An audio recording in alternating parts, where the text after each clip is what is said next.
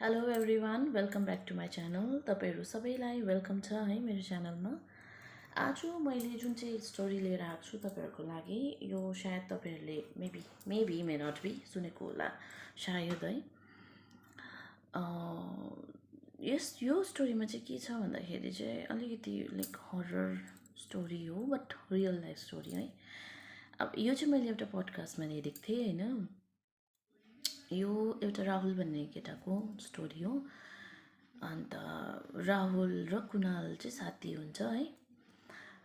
राहुल चाहिँ एउटा कम्पनीमा काम गर्ने हुन्छ। अन्तखेरि कुणालले चाहिँ एउटा रेस्टुरेन्ट चलाउँदै गरेको हुन्छ है। होटेल, रेस्टुरेन्ट होइन, होटेल चलाउँदै गरेको हुन्छ है। अन्त राहुलले चाहिँ के भन्दाखेरि काम गर्दा गर्दै एकदम त्यसको चाहिँ काम अलिक बिग्रिनु थाल्छ, ठिक काम हुँदैन। त्यो भएर त्यसले चाहिँ एउटा अर्को मतलब त्यहाँबाट रिजाइन